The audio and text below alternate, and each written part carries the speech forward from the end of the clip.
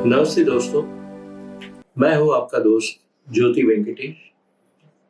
देश वाले चैनल के लिए फिल्में फैंटास्टिक इस सीरीज में आज एक और फिल्म आपके सामने लेके आ रहा हूं।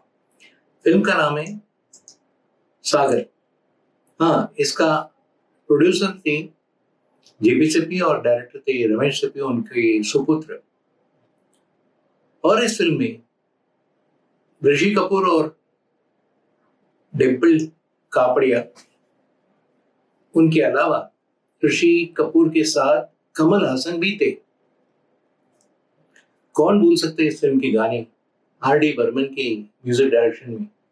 ओ मारिया ओ, चेहरा है क्या चांद की लाई, फिर यूं ही गाते रहो, यूं मुस्कुराते रहो, सागर किनारे जाने दो ना, सच मेरे यार हैं बाकी बेकार हैं। ऐसे बहुत सारे गाने इस फिल्म में थे। 1985 में इस फिल्म के गाने मशहूर थे, आज भी लोग सुन के मुस्कुराते। में काफी कैरेक्टर आर्टिस्ट मौजूद थे। सईद जाफरी, जो एक जमाने में वर्सेटाइल कैरेक्टर आर्टिस्ट थे, उनकी वाइफ मधुर जाफरी उनके साथ इस फिल्म में काम करते थे। इनके अलावा रमेश सिप्पी के फेवरेट ए.के. हंगल, जो उनके शोले में भी थे, इस फिल्म में बाबा का रोल किया। और सतीश कौशिक इस फिल्म में बटुक लाल शफी इनामदार के चमचे का रोल किया था। इनके अलावा शरद सक्सेना भी था इस फिल्म में, और सुधीर पांडे और नादिरा, ये सब इस फिल्म में इंपॉर्टेंट रोल्स में नजर आए थे। इस फिल्म रिलीज हुई थी 9 अगस्त 1985। ऋषि इस फिल्म में रवि का रोल किया था और डिम्पल इस फिल्म में मोना का रोल किया था। और कमल हसन एक दूजे के लिए के बाद एक दो फिल्म में आए थे, लेकिन इस फिल्म में उनका पुनरागमन हुआ। हाँ, राजा के रोल में कमल हसन एक छाप छोड़ दिया इस फिल्म में। और इंटरेस्टिंग थिंग ये है कि रमेश सिप्पी आर.डी. बर्मन से कहा कि देखो, मुझे मालूम है आपके फेवरेट है किशोर कुमार, मेरे भी है, लेकिन इस फिल्म में ऋषि कपूर के लिए वो एक दूजे के लिए वाला कमल हसन का वॉइस चाहिए, और किशोर कुमार की आवाज ऋषि कपूर के लिए रखिए, लेकिन कमल हसन के लिए एस.पी. बालासुब्रमण्यम की आवाज चाहिए। और ऐसी उनका अनुमान ठीक था, हर गाना सुपर डुपर हिट हो गया था। शफी इनामदार इस फिल्म करने के बाद एक और फिल्म डायरेक्ट किया था, हम दोनों, और कमला देवी के रोल में मधुर जाफरी एक छाप छोड़ दिया था इस फिल्म में। इस फिल्म में राजा एक गरीब आदमी है और ऋषि कपूर एक अमीर आदमी।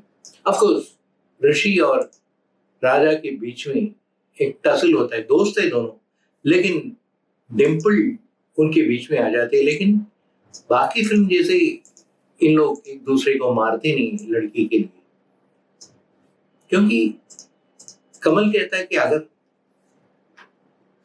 ऋषि कपूर को मोना चाहती है तो मैं कौन हूं बीच में आने वाला। और इस फिल्म में एक ट्रायंगल लव स्टोरी था।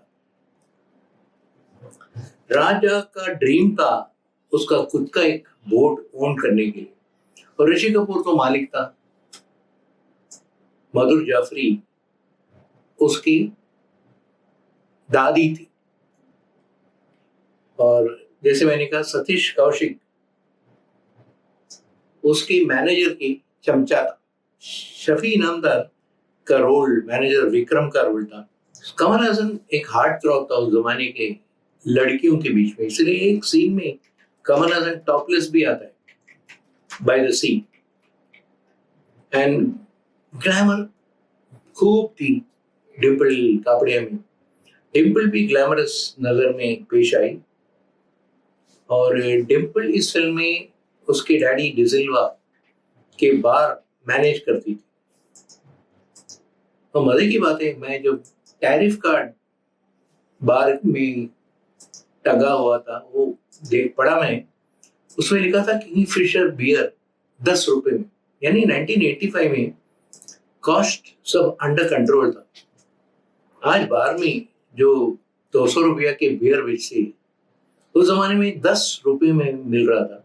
शूटिंग गोवा में हुई एंड बॉम्बे में भी, लेकिन मछुआरे की जो घर है वो सब रमेश सिप्पी ने प्रेफर किया गोवा में शूट करने के लिए, क्योंकि वो रिचनेस मिल जाते थे उनको। और इस फिल्म के बारे में क्या बोलूं, ये फिल्म इतनी खूबसूरत तरीके से बनी थी और सुपर डुपर हिट हो गई थी 1985 में।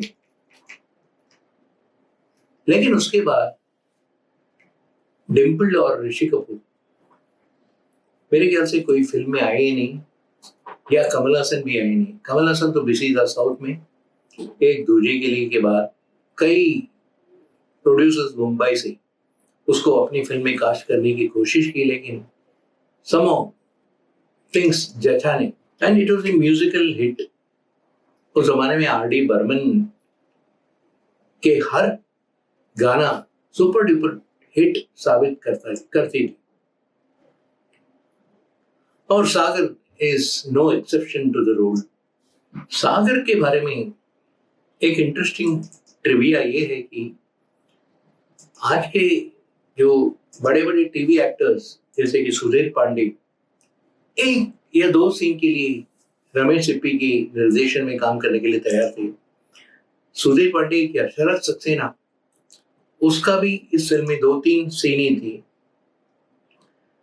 एंड एक अनोखा रोल में आया था लिलीपुत। हाँ, जो कद में छोटे है वो लिलीपुत इस फिल्म में एक निटविक का रोल किया था, यानी उस जरा बुद्धि में मंद था। एंड एक ही हंगल, वो भी छोटा रोल बाबा का था। सतीश कौशिक के भी 2-3 सीन ही थे, बटुकलाल चमचे का। नादिरा जो जूली में लक्ष्मी की मम्मी का रोल किया था, वो इस फिल्म में कमल हासन की फॉस्टर मम्मी का रोल किया था।